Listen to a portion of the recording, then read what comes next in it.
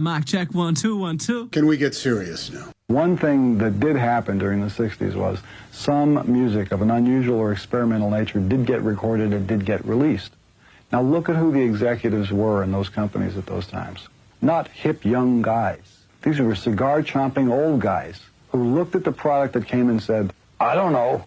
Who knows what it is? Record it, stick it out. If it sells, all right. We were better off with those guys than we are now with the supposedly hip young executives who are making the decisions of what people should see and hear in the marketplace. Success in the music business begins with a dream, a vision. This podcast will give you, the listener, the insight and tools to turn that vision into a reality. Meet the industry professionals who work day by day behind the scenes, helping to make those dreams come true. Welcome to the business side of music. This is Bob Bender. You're listening to this edition of the business side of music. In the studio today here in Nashville, Tennessee, a real special guest, someone that I have looked up to for a lot of years in the music business when I first came to Nashville. This gentleman has been around and has worked with everybody from Southern gospel acts to Reba McEntire and a few others in between. We're going to talk about all those. He has over 40 years in the record business, over 100 million record album sales, over 100 number one singles, ASAM Producer of the Year, Grammy for Troubadour Album of the Year, featured on Dave Grohl's Sonic Highways, president of MCA Records for 10 years, and played keys for Elvis Presley. Let's not forget about that. Yeah, that seems to define my career, so be sure and say that. In one way or another. Yeah. Tony Brown, welcome to the business side of I'm music. glad to be here. Yeah. I'm just happy that people still want to talk to me. Well, I think we have a lot to talk about. Oh, yeah, we sure do. That's the good news. And, of course, one of the reasons we're here is your book. You wrote a book, Tony Brown, Elvis Strait to Jesus, an iconic producer's journey with legends of rock and roll, country, and gospel music. That's quite a title for a book. Well, the company, when they first saw the title, somebody in marketing said he misspelled straight. Yeah. I said, well, evidently you didn't know what the book is about. Because originally the book company wanted me to call it Tony Brown Looks at Nashville. And I said, no, it's got to be something that says, what is this? And then Rick and Melissa, my managers, did a cover. It's got to be a cover that makes you say, who is this? And then what is this?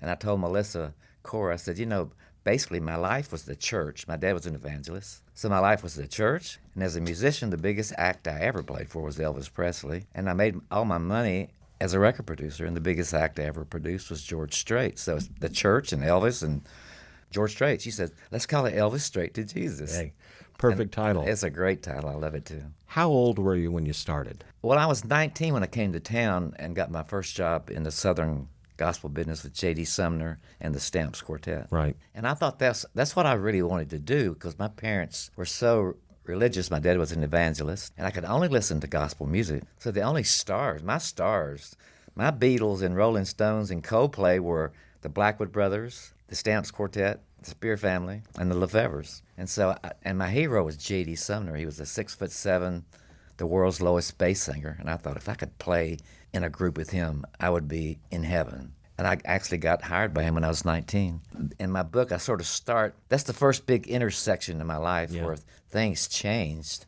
And I thought I had arrived, but then once I got there, I was lured away by the Oak Ridge Boys because they wore bell-bottom pants and had long hair, and they had a band. Those rebels. Those rebels, yeah. So I got with them. That's the next intersection. And then J.D. Sumner's nephew, Donnie Sumner, was with J.D. Sumner when the Stamps were touring with Elvis, and J.D. fired Donnie Sumner. And Elvis worshiped J.D., but he loved Donnie Sumner's voice. So he called Donnie and said, get a couple guys and a piano player, and I'll hire you to sing gospel songs around my house in Palm Springs and Beverly Hills and Graceland. And so Donnie called me and said, you want this gig? I said, what do you think, man? So I took that gig. That got me in with the Elvis Inner Circle. And then as I was on tour with Elvis, I would sit behind Elvis's piano player because we opened the show for the big tour. I would sit behind Glenn D. Hardin and watch him every night going, man, if I could get an opportunity to do something like this, I could do this. And then one night Glenn D. said, I'm leaving this tour. I'm going to go tour with Emmylou Harris for a year, so I got to give this up. And so I used all my evangelistical skills and hustled the job and got the gig. And then I played with Elvis until he passed on the 16th of August. August, yeah. got back home for about a month, and I got a phone call from Emmylou Harris's manager, said Glenn D had left Emmylou to go tour with John Denver for a year. Oh, my gosh. Did I want to come out and audition? Of course, I had studied Emmylou because I was wondering, why would Glenn D. Harden leave Elvis to go tour with this lady? So I studied all those records, and I was in awe of her talent. So I went and auditioned and got that job. And then from that job, I met Roseanne Cash, Vince Gill, Rodney Crowell. You know, it's like sliding doors. So my book sort of goes through all those little intersections in my life till it finally led to the point in 1978 when I thought, as a musician, you can only get a better gig. It has a nicer bus or a jet, whatever. Right. And a bigger per diem and nicer hotels. So I thought I should get a real job in the record business. And the only part that really fits me is the A&R position, which is a creative position. It stands for artist and repertoire, basically, an artist and songs. And I can use my creative brain. So I got a job at RCA in 78. While I was there, before I left after 3 years, I accidentally did a really good thing. I signed Alabama. They were on a little tiny label out of Alabama called MCA Records, and they had a song out called My Home's in Alabama. I started hearing about it and checked into it, and they were just selling out all over down south. Right. So they were still a regional act at that point. They were playing Myrtle Beach and all down on the Gulf Coast. And so that album existed, which had Tennessee River on it. It didn't have Feel So Right. It had Tennessee River, My Home's in Alabama, I Want to Come Over. So we bought that album and put a new cover on it, put it out as RCA Records. And then I had no idea they'd become so huge. And then Jimmy Bowen stole me away from RCA, and I was at MCA for 25 years and started out being a vice president of A&R and ended up being the president of the label. Of the record label, yeah. Yeah, so, this book is about those little intersections. When Bowen hired me, he said, I'm going to make you a really good producer.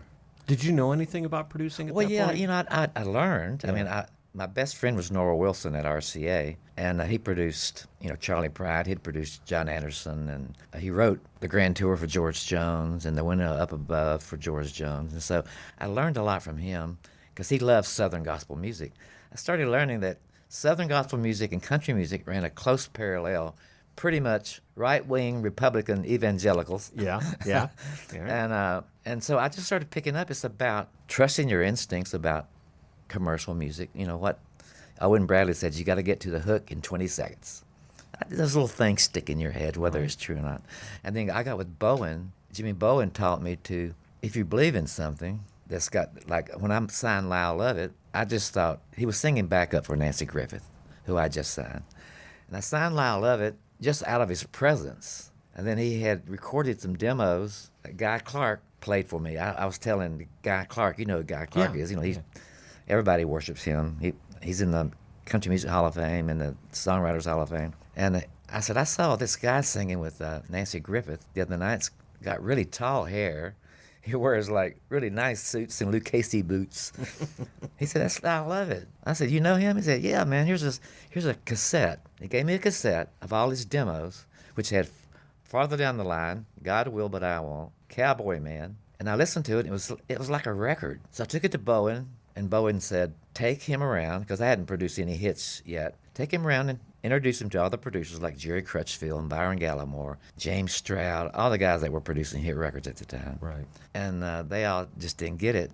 And so I come back to the office, and that's some pretty big heavy hitters. Yeah, it is. And so yeah. I said, Lyle, are these demos really? He said, yeah, they're demos. I said, it sounds like, because he had a horn section, backup singers. Sounded like a mastered project. Yeah, he said, it's just demos. I said, you know what I would do? I would just take these masters, if it's on a 16-track, remix it, make it sound just a little bit better, a little bigger, and make it the record. He says, will you do that? I said, absolutely. So that's my first record with Lyle Lovett. And when people would say, man, you did that first Lyle Lovett record, you're a genius. And rather than go through this whole story, I'd say, well, thank you very much. And then after that, I just sort of took that. You mentioned, we were talking earlier about Billy Williams. Yeah. Billy was Lyle's band arranger and band leader, and put that record together with Lyle. So I hired Billy to make the next two records here in Nashville, the Large Band and Pontiac. And I said, Billy, let's do this exactly the way you did in Phoenix. Let's cut it the way you did it. And so I cut the next two records with Billy sort of running being trail boss, and it was a lot of fun. You know, I just learned how to produce by doing it. Yeah, by accident. You know, and I now that I've been doing it, it's really Nashville is so well known. It happens on the floor. You cast a bunch of great musicians. Get an engineer that knows knows what he's doing, knows great microphones, and knows, you know, like through the years we've turned from reverb to delays and all the kind of things. That finding an engineer that's on the front of the curve, great songs, and then you can be a producer, you know. And Bowen said, just remember, Tony, it's not your record, it's the artist's record. Right. Your job is to help them make that record, and if they have songs, your job is to pick the best ones of their songs and bring in outside songs. I remember when I did Still Believe in You. It was the third album Vince I had done. And Vince was playing me. He never demoed his song. He just played it on the guitar for me. He played me 40 songs. And I wrote the titles down. And he sang me I Still Believe in You. And so he said, what are you going to do next? I said, let's do I Still Believe in You. He said, it's not finished. You just got one verse. I said, that's a smash. I said, sing the first verse twice. And when we finish the track, you can write a second verse. You know, stuff like that happened. I look back on that. I wasn't being a genius. I was just going, what do you say? And I thought, you can sing the first verse twice. And so he and John Jarvis wrote a second verse, and it won Single of the Year, Song of the Year, what a great Album song. of the Year. Oh, what a great song. Yeah. And I learned as I went, and I was also lucky to be around talented people. Playing with Emmylou after I played with Elvis, I learned a lot about music. You know, with Elvis, to me, he was a celebrity. He wasn't the king of rock and roll. I had never listened to rock and roll. I wasn't allowed to. So with Elvis, he was a celebrity. But then I got with Emmylou, and she was all about Bakersfield, about bluegrass, about Ralph Stanley, about mountain music.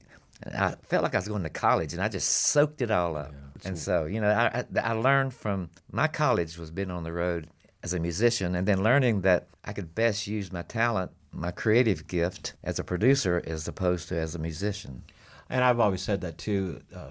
My touring years as a road manager and then working in the studio as a producer is you have to go to that University of Hard Knocks. That's really the best way to do it. You don't learn that stuff in college. No, and that's the thing. These kids go to school and they take all these classes, but man, get your hands dirty, get your feet wet, and get in there and learn some things. You know, Jimmy Bowen when I first started working with him, he gave me a lot of grief because he's an engineer.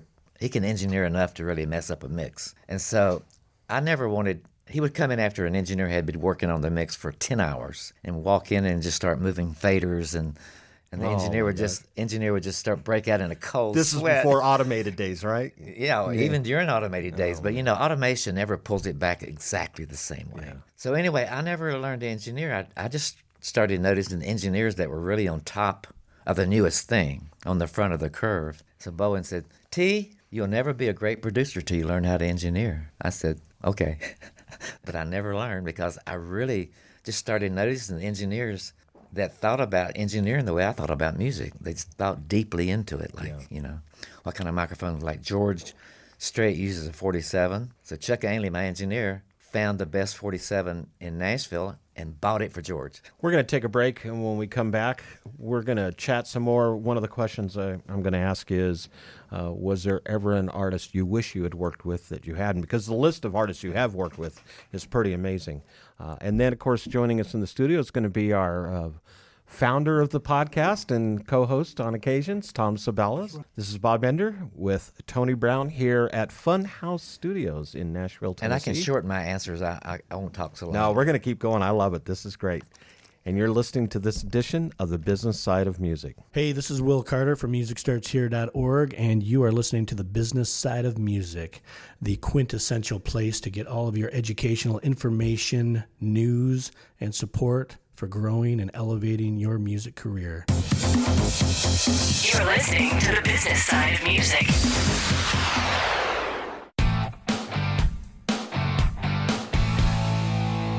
Hi, this is Vinny Ribas, the founder of Indie Connect. Our goal is to ensure that you have the knowledge, the tools, skills, resources, and connections that you need to develop a profitable and long-lasting career in music. One way we do this is through these Business Side of Music podcasts. I'd also like to invite you to check out Indie Connect magazine, our free multimedia online publication packed with practical interviews and advice from music industry experts. Go to www.indieconnectmag.com. That's www.indieconnectmag.com. Let us walk with you and guide you every step of your musical journey.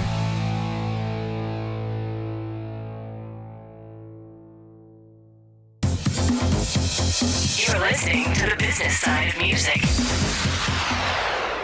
This is Bob Bender. You're listening to this edition of the Business Side of Music. In the studio with us today, co-host Tom Sabella, who's in here for the second. Hey, hello there. The second segment. A little bit late, but I made it. Yeah, we're glad you did make it. That's the important thing.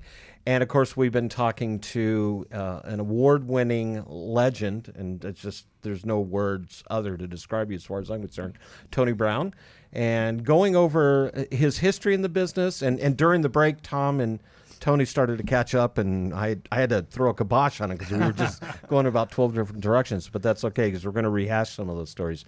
And, of course, we're here to talk about Tony's book, Elvis Straight to Jesus, an iconic producer's journey with the legends of rock and roll, country, and gospel music. Got a copy of it here. In fact, we have a copy that Tony has autographed, and we're going to give away to one lucky listener on the podcast, and we'll explain how you can do that as we get a little farther along. The question I started to ask you before the break, I mean, you've worked with, let's face it, you worked with George Strait, one of my favorites, Vince Gill. You worked on the Common Thread songs of the Eagles, right, which is, to me, is a great album. And, of course, Reba McEntire, you just did a new one with her, right? She's now doing one with Buddy Cannon. Okay. And I did the last studio album she had for Nash Icon. So I did the last couple albums for Reba. But yeah, I did about 12 in a row, though. My first record with her had Fancy on it. And so still when Bowen left to go to Capitol, I inherited Reba McEntire and George Strait. And how lucky was that? The first record I cut on George was Pure Country. Yeah. Which up to that point had been selling platinum, and that record sold 6 million. And then Reba, I think at that point you start to get close to Diamond, right? Yeah. And then with Reba, I was just such a fan of hers and so fascinated with being able to work with her. And she said, I want to cut Fancy, and Bowen wouldn't let me cut it. I said, I will. Yeah. I was a yes man at that point, but I'd always wanted to cut that song. But what a yes man And to I saw that Bobby song. Gentry when she opened for Glenn Campbell in the very beginning in Oklahoma City sing Ode to Billy Joe and Fancy. And so we cut that record and tried to cut it as close to the original record, which I think we did a better job, actually. And so I'm proud to have done that one. It wasn't even a #1 song, but to this day, it's a staple of her whole repertoire. It is. If she doesn't do that, you're going to be upset. Yeah, I know it's one of Debbie, my wife's, one of her favorite songs. Let's talk a little bit about all the artists you worked with. Is there one or two that you regret you never got to work with? Well, people ask me that all the time, and someone would say, "Who would you want to work with, Keith Urban or Lady Antebellum or Little Big Town?" I love those acts. When I became a producer at MCA, the label pretty much called the shots. Bowen said, "I'll take all the." When he came from Warner Brothers to MCA, and I came from RCA, I was really a nobody. He said, "You'll co-produce Steve Wariner with me, and you can co-produce Jimmy Buffett with me, because we're going to cut a couple records here in town." And I went, "That works for me, man. Yeah. That raises my hip factor big time." And then, he took Reba and Strait and the Oak Ridge Boys and Lee Greenwood. And then he said, "Find me some new acts." And so I went out and found Patty Loveless and Steve Earle and Lyle Lovett and had to talk him into letting me do those. He said, "Prove to me that they're going to be worth something." And so I learned how to have a set and at the same time learn how to make commercial music out of music that he thought wouldn't be commercial. Like Lyle Lovett's first album, we had 3 top 10 records, and it's pretty much launched his career to this day. And then we followed it with 2 more records that didn't have hits on them, but they were platinum records. Yeah. And so I learned a lot from that. And so I look at artists now, and the acts that I relate to as a producer would be Keith Urban for sure, Lady Antebellum. I think Charles Kelly and Hillary Scott are 2 of the best singers. I love great singers. I mean, I've worked with Ronnie Dunn, Trisha Yearwood, Vince, Patty, Reba, Winona Judd, and Lionel Richie. It doesn't get any better than that. In fact, Paul Kennerly, he wrote a lot of hits for the Judds and for Marty Stewart, said, I don't know if you're a good producer or not, because all the guys you work with are so great. I wouldn't know. But, I love Keith Urban. He doesn't need me. He's doing just fine. Lady Antebellum's doing just fine. But I really relate to them. I would love to cut a record on Garth Brooks, because Garth really appreciated Strait and George Jones.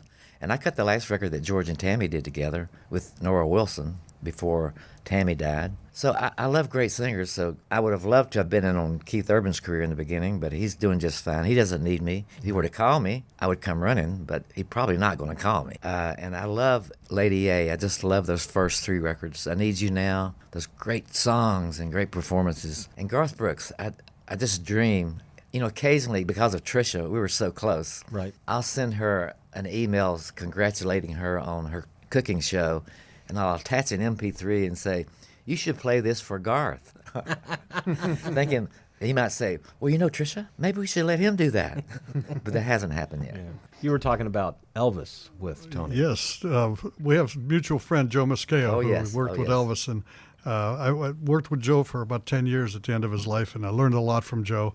Always opened doors, and he was always that kind of guy. But tell us about the cufflinks. Oh, yes. This is a good story. When I first got in Southern gospel music, I thought that's where I would land forever because I was playing with J.D. Sumner and the Stamps Quartet, so I had arrived, finished, I've reached my goal. And Joe Mascao played with a group called the Prophets at the time, and he was handsome. He looked like young Elvis or Sal Mineo, and he always wore these really nice French cuffs. and so I kind of looked up to him. He was like kind of the guy I really wanted to, if I could be like a piano player like him, look like him, and dress like him, that would be awesome. So one night he had on these cufflinks that were rhinestone grand pianos. And they were gaudy, but they looked awesome to me. And I said, gaudy, man, if I could afford a pair of cufflinks like that, I would get them. And he took them off and gave them to me. You. And That I was kept Joe. them until my 3rd marriage. I think they got lost in the divorce somehow. But, he was that kind of guy. And we stayed close friends to the bitter end. And I saw him just before he passed. I think Elvis really liked him, too, because, Elvis could relate to him. And I think he still worked around the world with those tours where Elvis is on the screen he did down right the up to middle. the very end. He was still working with the Imperials. And he Terry told me, Blackwood. everybody has an Elvis story. He told me yeah. some stories I had never heard from anyone else. And that would be Joe, yes. That would be, yeah. So he told me some stories. You always ask somebody, everybody goes, when I did the Sonic Highways thing, Dave Grohl, we talked about Nashville, and he was showing how gospel music and country music sort of ran parallels with the same kind of people. And then at the end of 2 hours discussing Nashville, he said, "I'm going to ask you something, and I hear you hate this." I said, "You're going to ask me an Elvis story. Go ahead, because it seems to define my whole career anyway." He said, "That's right." And so I told him an Elvis story. So when I was with Lionel, I cut Lionel's last album, the Duets record. It was a Tuskegee, a really great record. And so he was one of the few people that Michael Jackson was seeing at the bitter end. And I was always going, "Hey, man, what was he really like?" And Lionel said, "You know what, Tony Brown? I was just flown over to Dubai to play for some big sheik at his birthday. They flew me over in a private jet. I didn't even have to go through customs. They came, picked me up off my plane, drove me right to the palace, and I'm sitting at the table next to the sheik's wife." Wow. And that's when I realized that Michael Jackson was Jesus and I was St. Peter. Because during the whole dinner, she kept saying, "Tell me another Michael Jackson story." I've got a Joe Mascao story I got to tell you. I was watching the Grammys a few years back, and I texted Joe, and I knew he was at the Grammys, but I said, "Joe, you ever been to the Grammys?" And he writes back, "Oh, yeah, many times. The last time I was there was with PP." And I said, "PP? I didn't get it. I thought, something." He was there with Priscilla Presley. So I said, "How did Elvis feel about that?" And he didn't answer. Gospel music, just like country music, had sex symbols in it, and Joe was one of those guys. Yeah. And J.D. Sumner was, I guess he would be like Trace Atkins. He was 6'7" and the world's lowest bass singer. And, he was kind of such a celebrity and, I guess, sex symbol for a guy like that, like he's a John Wayne kind of character. But Joe Mascao, I saw all these pictures when the Imperials were touring with Elvis, and there was always a picture of Joe and Elvis backstage. Mm-hmm. I never got a picture with Elvis by myself. I kept thinking one day I would do that. Yeah. I wasn't counting on him dying. Yeah. But when he died, I got all these great pictures from fans. It's just amazing how these fans seek you out and send you pictures of the last night I played with Elvis in Indianapolis, that night in Vegas when he sang Happy Birthday to me. You go, wow. So thanks to the fans that I got some pictures with Elvis, but never opposed to him. You never got a posed picture. No, I would have loved to have done that. And I just didn't have the guts to ask him.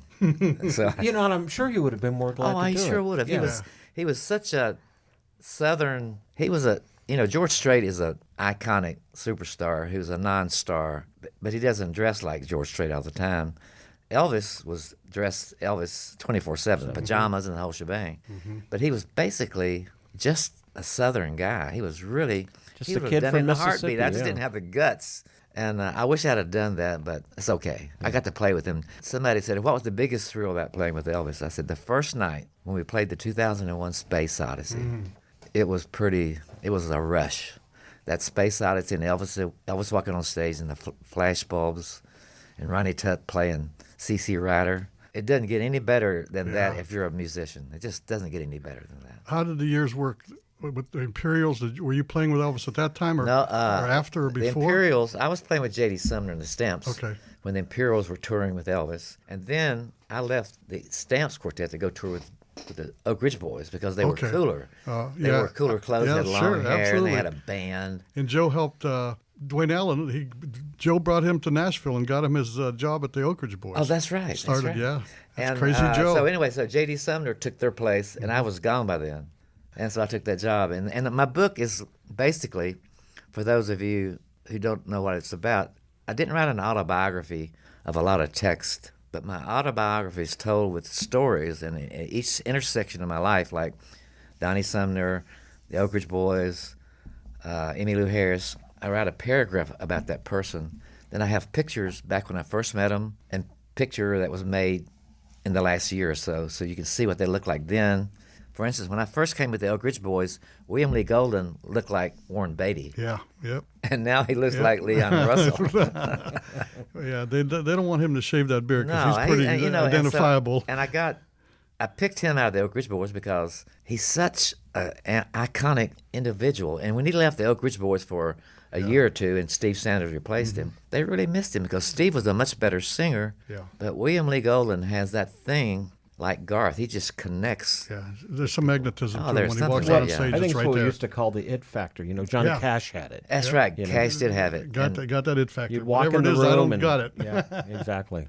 And Johnny Cash definitely had that. Yeah, I remember the first time I met him, I was playing with the Oak Ridge Boys. We lived in Hendersonville, and he had the House of Cash, and we were opening for Johnny Cash in Vegas with the Oak Ridge Boys. I'm being around all these stars. I'm going, wow, man, maybe I could do this. Maybe I could do that.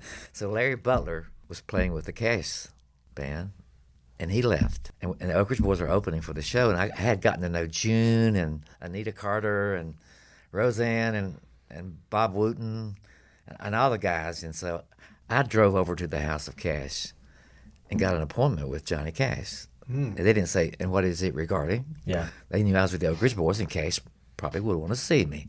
So I go upstairs, and I said, Mr. Cash, I know Larry Butler just left you, and I could do this job really good. And you've seen me play with the Oak Ridge Boys.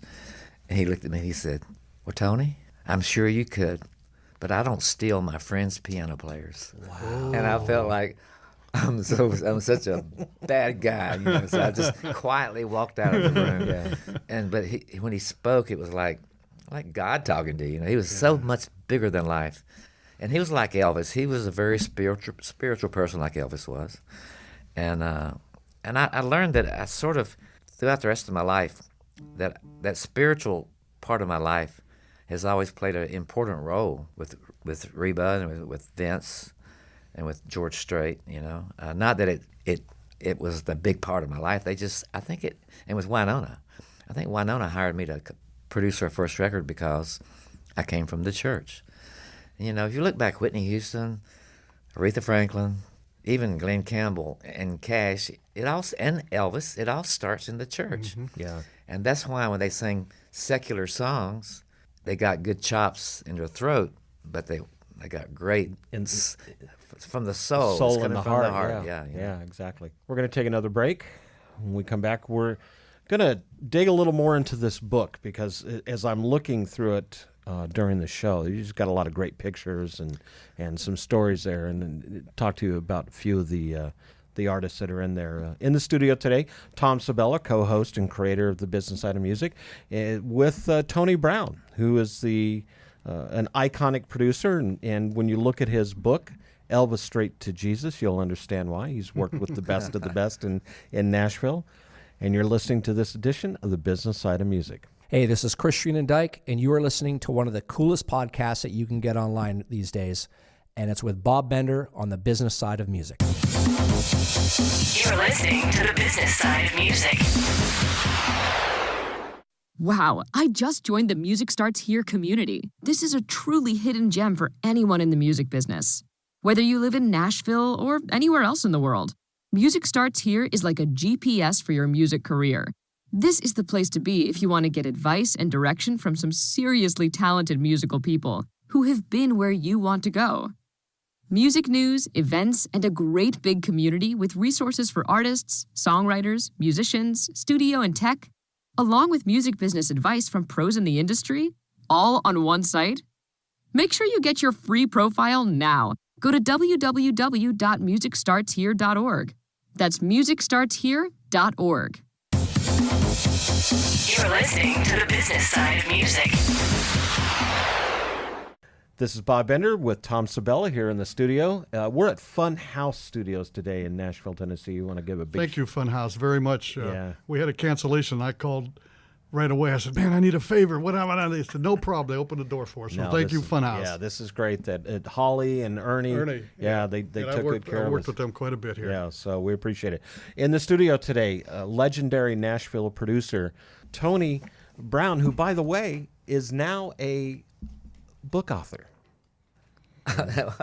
Well, I don't know about that. You know, I was sort of talked into this book because somebody had told me to write an autobiography, and I went to New York, and all the publishers said, you know, your story is compelling, but nobody would probably buy it. And that was when Keith Richards came out with a book, Eric Clapton, Steven Tyler, and they said... Pete Townsend did one. Yeah, and the only book that really sold a lot was Keith Richards. Yeah. I even bought it. I did too. I never read it. It's actually a good read if you get a chance. Yeah. So when I was doing my website with my new managers, Melissa Core and Rick Caballo, and they said, you should write a book. And I said, I've already looked into it. If I did a book, it would have to be a coffee table book with pictures because I've collected all these pictures through the years, and I could tell my story with pictures and people that different little intersections in my life where things changed, and I went, wow, that was a changing moment for me. Yeah, it's a great idea to take pictures. In my life, I didn't take pictures. I look back at that, and I don't know why, but that was great that you do that because you have those memories. I can say I did it, but I don't have any pictures. Well, you know what? Let me confess, I didn't take those pictures. I've had a couple assistants that did it, and I would say, that's so crazy you doing that. They said, one day you'll thank me. Yeah. And then at MCA, of course, being there 25 years, and I was an executive, I had pictures, me and Bruce Hinton and Jimmy Bowen got real nice pictures of every gold record party, number one song, and every celebrity that's ever been at MCA and every record executive that's of any power were in those pictures. And so I had those. I'd kept all those. You kind of wish someone had been around when you were with Elvis to take that I know one it. picture. I wish I had the guts to say, hey, EP, would you make a picture with Tarzan? Tell us about this new project you're working on. Is it Emmy Sunshine? Emmy Sunshine. You know, now that I'm part of the old guard, Nashville is such a young man's world right now. The producers and engineers and artists, just like in pop music, it's a young man's world. I no longer produce George Strait. So I still have fire in my belly to produce some great records, you know. And so I've been looking for a couple things to do, and I'm looking for a mainstream artist, and I found one, actually, that came from this CMT series called Sun Records. It's a kid that played Elvis, young Elvis. He's 19, and he said he wanted to make some music, and he channeled young Elvis so good. I said, what do you want to do? And I thought he was going to say maybe a rockabilly kind of thing. He said, I want to do what Strait does, basically a hybrid version of traditional country music. And I went, that's awesome. I'm working with him, learning to channel his own voice as opposed to Elvis because he's so intimidated singing a George Strait song around me. I was going, I don't hear you. I hear like you really intimidated version of George Strait. So channel Drake Milligan the way you channeled young Elvis because you did that so good. Let's do that. So that's a mainstream artist. And then I met this little 13-year-old girl a year ago from East Tennessee. Her family's like an Americana group called Emmy Sunshine and the Rain. She sings, her and her mom write all the songs. She sings, and her dad plays bass. Her brother plays guitar, and uncle plays drums. So she's the breadwinner. And they do this little circuit at clubs that sort of take care of like Old Crow and the Medicine Show and all those Americana kind of acts. Yeah. And so she came to my house before I went to see her family play at a club here. And I talked to her. I said, so what kind of country artists do you like? She says, I don't like anything today. Maybe I love those first 2 Dixie Chicks records. And I said, I did too, till Natalie Maines kind of stepped in it big time. And I said, what songwriters do you like in Nashville? And she said, Lori McKenna, Daryl Scott, John Prine. This is a 13-year-old saying Yes. that? And I said, you're That's an an old old there's an soul. old soul in Yeah. that, you know. Yeah. So, and her voice reminded me, I thought Natalie Maines was one of the best singers. Those first 2 Chicks records, they had Wide Open Spaces, There's Your Trouble. Her voice was so awesome. She just was such a liberal. It just didn't quite work here. And Yeah, but her voice stood apart from so many others. Stood Yeah. out. It's just really good.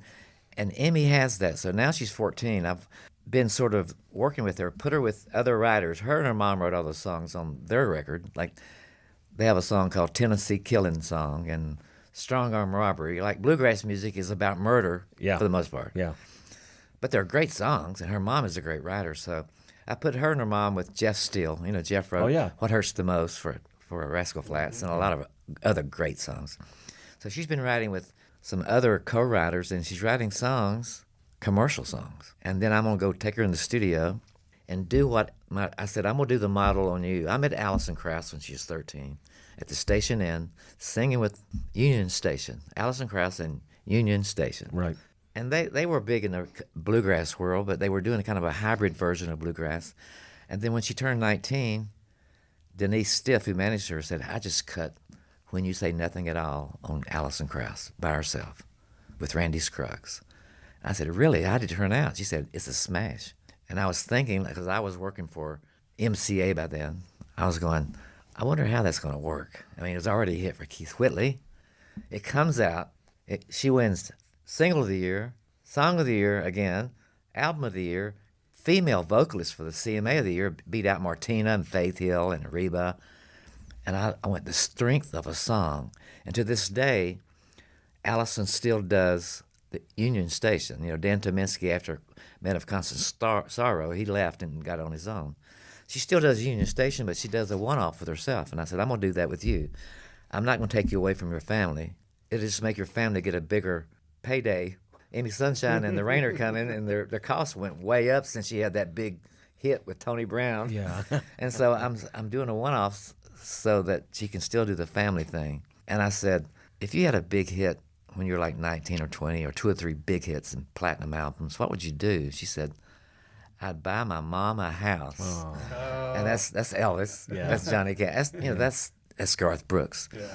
And so I am so excited about making a record on her and pushing her career into the mainstream without losing her authenticity, because I did that with Steve Earle and with Lyle Lovett.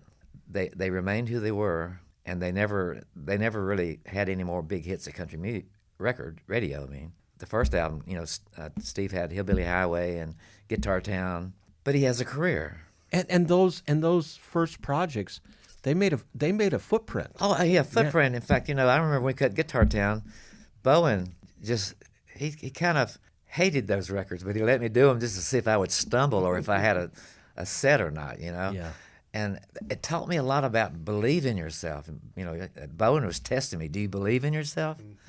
And so with her, when people, I try to make appointments at record labels, and they go, you mean that Amy Sunshine girl? I've seen that on YouTube. Not interested. I went, you'll be sorry. Really, yeah. And so I'm just determined, even if I don't get a record deal, I'm going to get it on Spotify or streaming. She is such a star.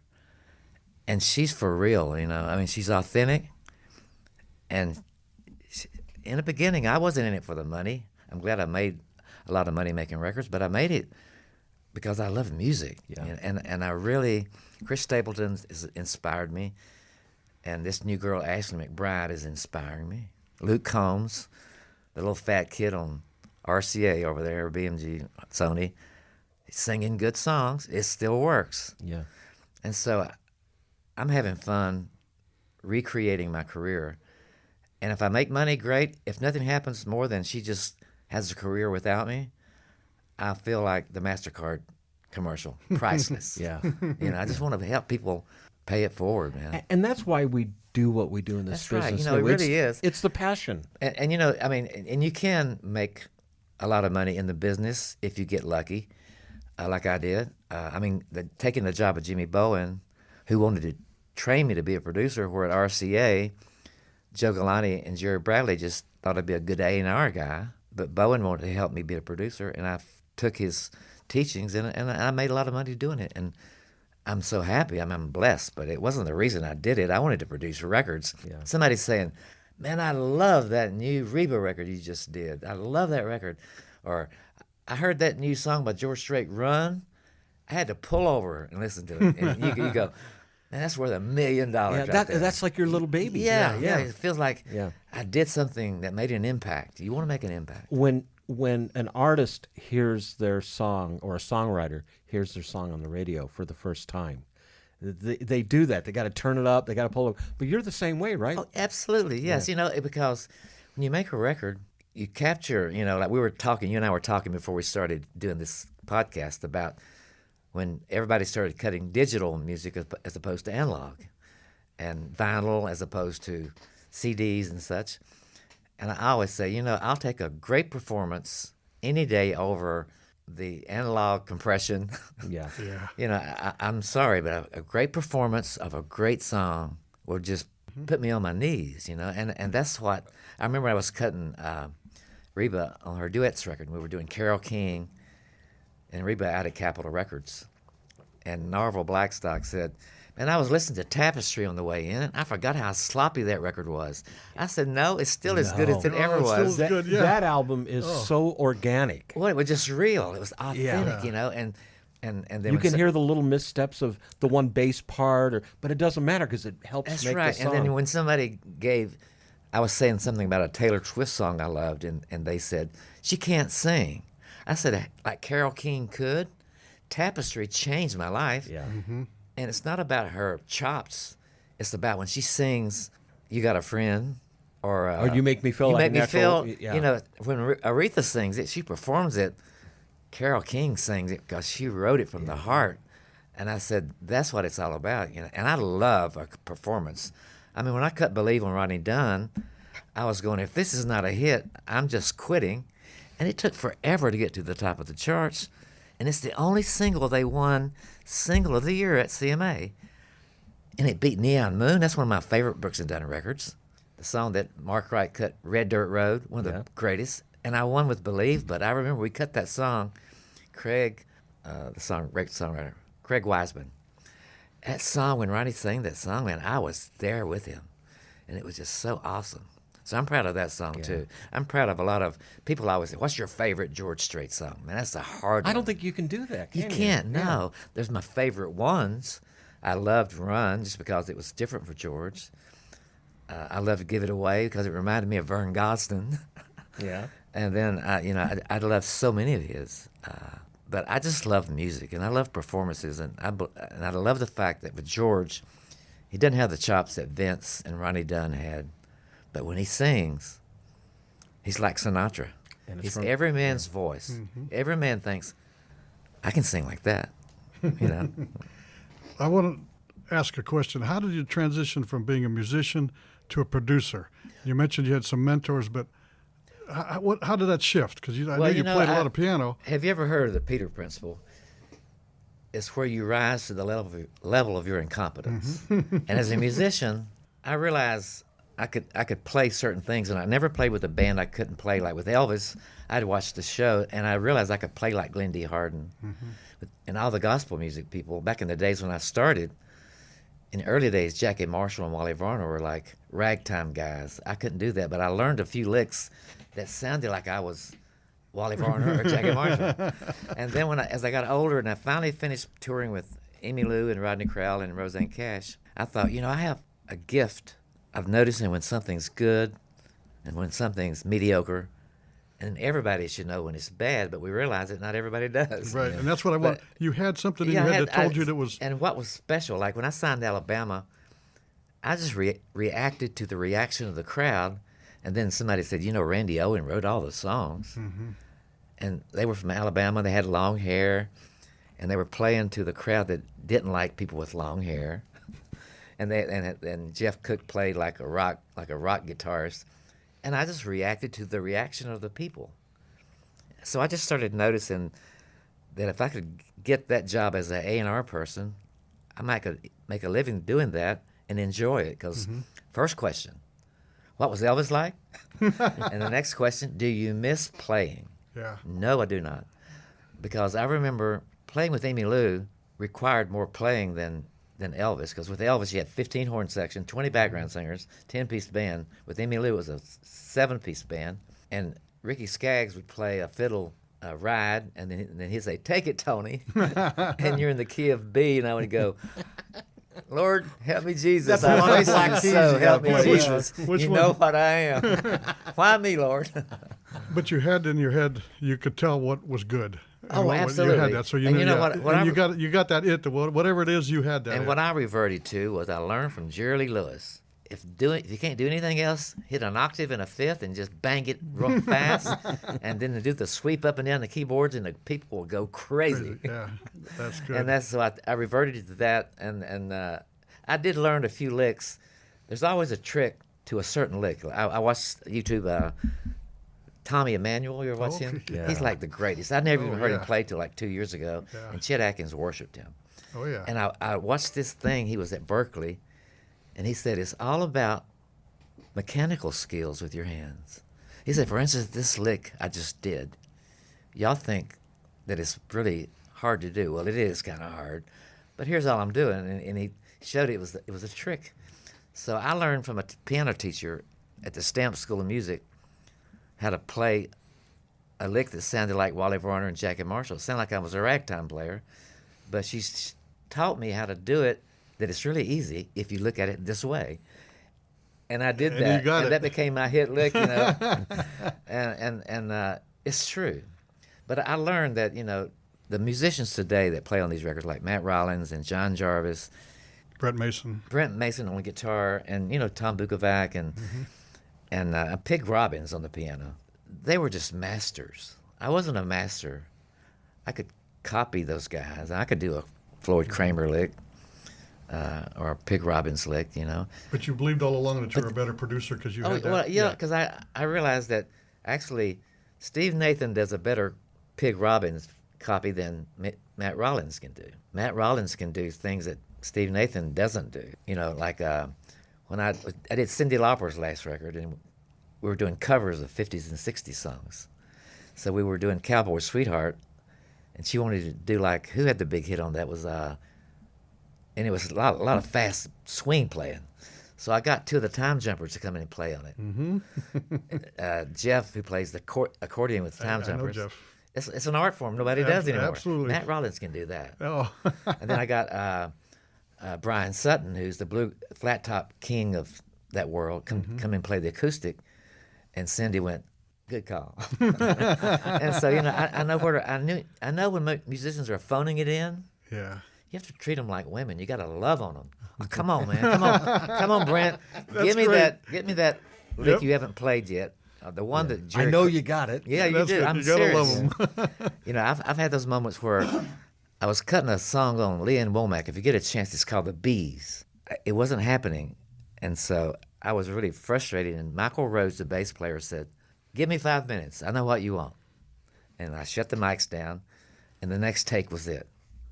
And you listen to that track, and Keith Urban said, "Man, I love that track, The Bees on Lee Ann's album."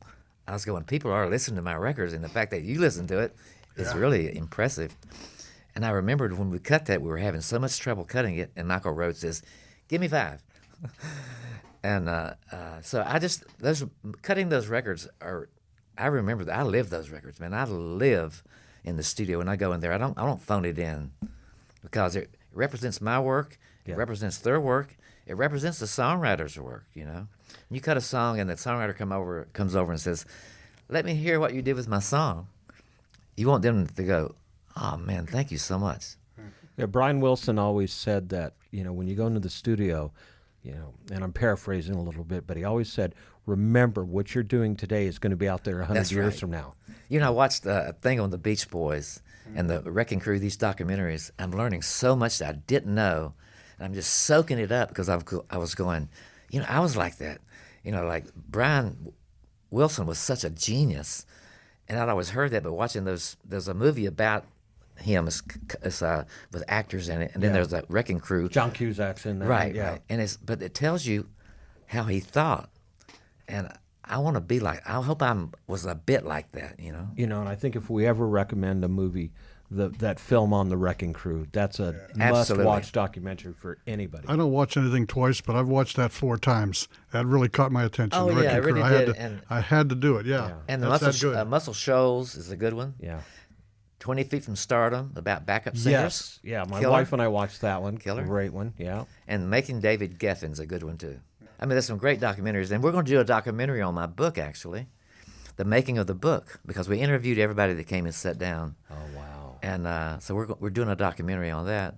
And there's a lot of people. I'm not famous like Ahmet Erdogan or Phil Ramone, but a lot of people didn't know who Arif Mardin was. And there's a documentary on him. I knew who he was. Yeah.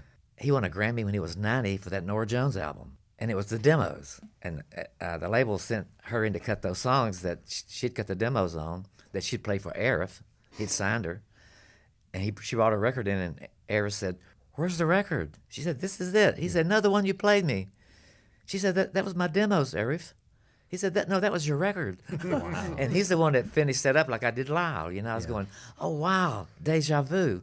Yeah. I love it, So I think my book is really told in pictures to show you and tell, and I had to put it in 120 words in a paragraph about each person, like about Emmy Lou, what that meant to me and what I learned from her. And Lionel Richie, I remember when he called me to do that record, and I was going, why would he call me? He said, "I've listened to those Vince Gill records. You can't tell me you don't like a little R&B and country." I said, "Yeah." He said, "Well, that's what those songs stuck on you and easy." And I said, "Lionel Richie, you're a white man in a black man's body." And he said, "Tony Brown, you can't say that to me. You don't even know me." And I said, "I'm sorry, man." He said, "I'm just kidding you." One last thing. You're a big fan of Americana. I love it. Well, that's what Emmy is. Yeah. And that's what Emmy Lou is now, because it's really about authenticity. You're not really controlled by the gatekeepers at terrestrial radio. Right. Sirius XM covers terrestrial mainstream stuff, but you can pick Willie's Roadhouse and go old timey. You can pick Outlaw and go Americana. I love it about satellite radio. It's all there, but terrestrial radio are the gatekeepers for the charts. Yeah. But Sirius XM is like Pandora and Spotify. People that don't listen to terrestrial radio in their car. I never listen to terrestrial radio at my house. I do in my car. But they listen to streaming, and most of them have satellite radio, and satellite radio covers it all. And I think if anybody gets a chance to listen to Americana music, it's such a broad spectrum that we used to listen to as kids, back in the 60s and especially the 70s before AOR came along. And it just kind of covers a full gamut of just some great music.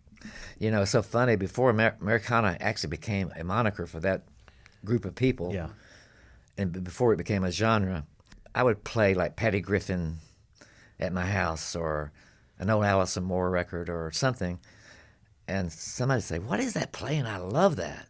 I said, "That's Patty Griffin." "Who is she?"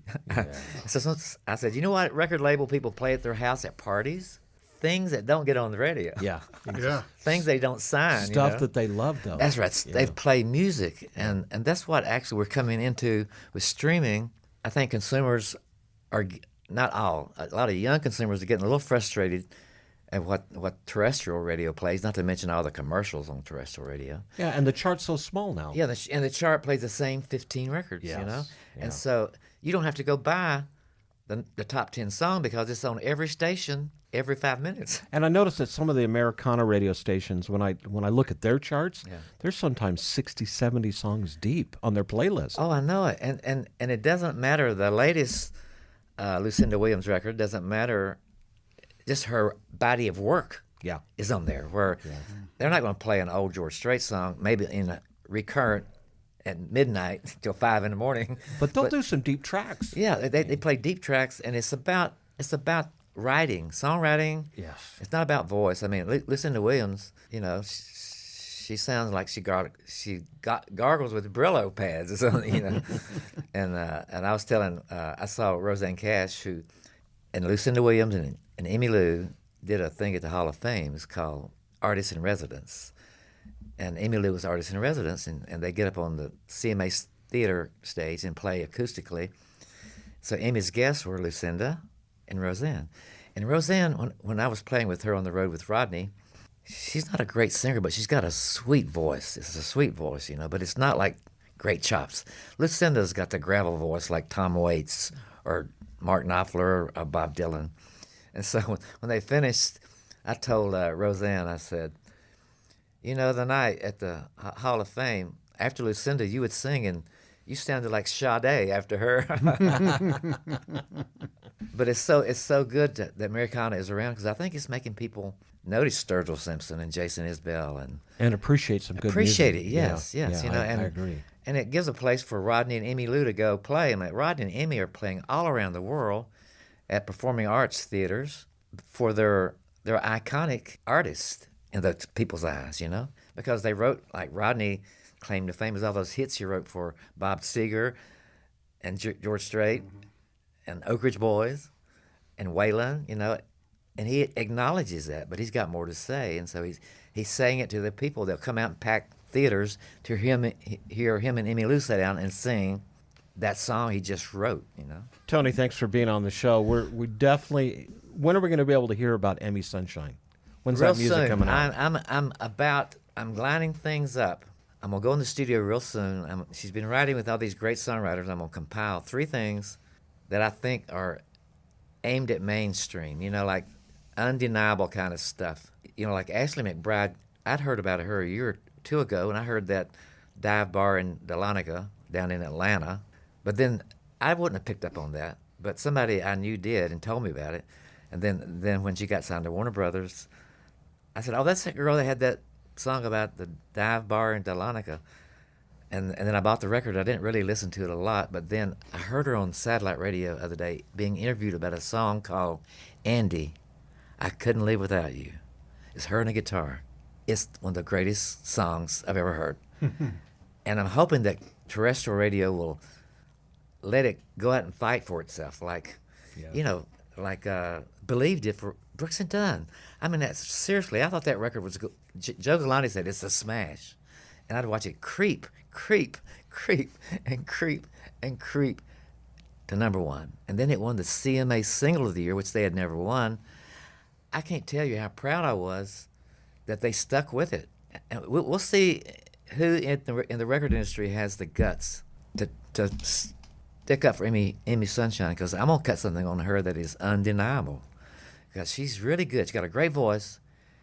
She has no fear. That's good. Total That's blind good. faith. That's great. And, you know, and she didn't come to see me the other night because she had dinner with Rhonda Vincent. And she said, do you know who Rhonda Vincent is? I said, of course I know. That's Alison Krauss's hero. Yeah. And, you know, I was going, you know, she has a desire to be heard, and I'm going to help her get heard by the masses. That's my desire. If I make a lot of money, that's great. If I don't, still great. I just want to be part of being connected with someone as talented as she is. Well, we've got to get her on the podcast so we can You got to, because talk to her and listen to her She's music. fun to talk to, you know. She wrote a song about autism. I took her to meet Mike Dungan when I first met her, and she did this song about autism she wrote that's unbelievable. He said, Emmy, do you even know what autism is? She said, yes, sir, I do. I have a friend I go to school with, and people make fun of him. I kind of wrote this song about him. I didn't really say that to him, but I wrote it about him. So I sent it to Steve Earle's wife, Allison Moore, in New York. They have an autistic kid. She called me back bawling. She says, Tony, this song is about my son. It's him to a T. And I told Amy that, and she just kind of teared up. He's 14. So if you get a chance, yes, By the end of the year, I will have something for you to hear. We'd love to have her on Hey, the show. and by the way, guys, both of you sitting here, I'm not stroking you. It's just so fun at this point in music business, whether it be in country or pop or whatever, to have people that are still interested in talking about music, you know, not just celebrity, but music.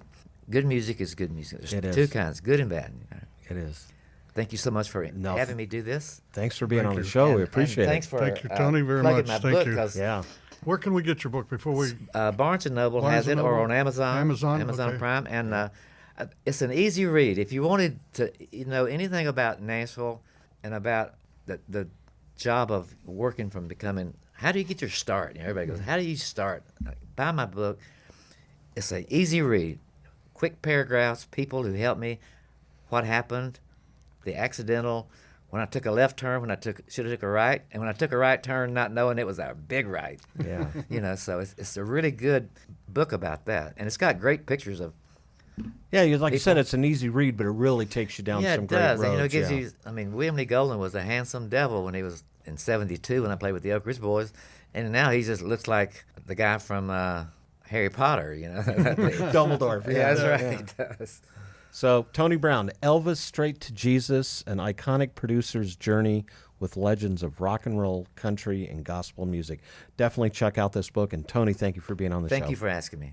If you'd like to win a copy of Tony Brown's Elvis Straight to Jesus, an iconic producer's journey with legends of rock and roll, country, and gospel music, we will be giving away a copy of this book to one lucky listener. What you need to do is just email us at musicpodcast@mail.com. That's musicpodcast@mail.com. And we'll choose one lucky winner and send this book off to you. Also, as a listener, you know that the Business Side of Music podcast is free. But in order to keep it running, consider becoming a patron of our show. You can do this by going to our Patreon page on our website, which is www.businesssideofmusic.com, and click on the Support the Podcast button. When you become a patron of our podcast, you'll have access to material that you won't be hearing on our regular shows, insight from industry leaders that is designed for our patron members, and have the ability to purchase the Business Side of Music merchandise that you can find on our website at a discount. The Business Side of Music is the creation of Tom Sabella and Tracy Snow and is produced by Bob Bender. Co-producer for the show is Vinny Ribas. The Business Side of Music is recorded at Music Dog Studios in Los Angeles, California and Nashville, Tennessee. Production sound designed by Keith Stark. Voiceover and promo by Lisa Fuson.